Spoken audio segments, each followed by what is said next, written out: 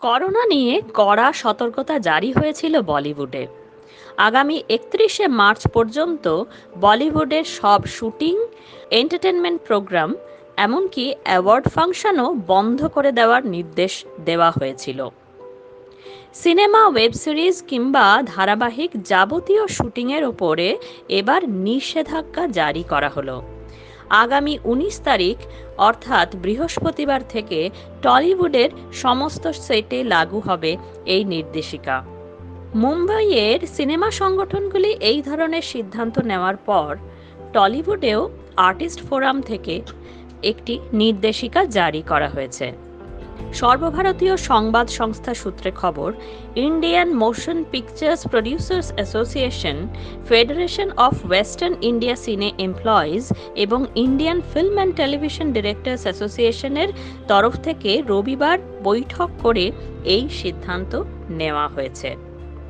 কাজেই টলিউডেও যে শুটিং বাতিল হবে সেটা আগে থেকেই আন্দাজ করা হয়েছিল। আর্টিস্ট ফোরামের কার্যকরী সভাপতি শঙ্কর চক্রবর্তী জানান, সারা ভারতে যখন শুটিং বন্ধ তখন আমাদেরও শুটিং বন্ধ রাখতে হবে। গতকালই সেই মর্মে একটি বিজ্ঞপ্তি জারি করা হয়েছে। অরিন্দম গঙ্গোপাধ্যায় থেকে অরিজিৎ দত্ত সবাই ছিলেন এই কমিটিতে। সুতরাং যা দেখা যাচ্ছে তাতে টলিউডের সিনেমা এবং ধারাবাহিক দুটোই বন্ধ থাকবে। ইতিমধ্যেই ব্রাত্য বসুর ডিকশনারি ছবির শুটিং বন্ধ করা হয়েছে। বোলপুর থেকে সবাই চলে আসছেন কলকাতাতে। কবে শুটিং শুরু করা হবে এখনো বলা যাচ্ছে না।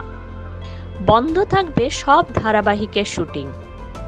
শ্রীময়ী থেকে শুরু করে প্রথমা কাদম্বিনী পর্যন্ত সব ধারাবাহিক যা ইতিমধ্যে শুট করা হয়েছে ব্যাকআপের উপর নির্ভর করেই আপাতত প্রোডাকশন হাউসগুলোকে চালাতে বলা হয়েছে। সুতরাং করোনা ভাইরাসের জেরে এমনও অবস্থা আসতে পারে যে একসময় ব্যাকআপ শুটিংগুলো শেষ হয়ে যাওয়ার পরে কি করবেন পরিচালক ও প্রযোজকরা, সেটা কিন্তু বড় একটা প্রশ্ন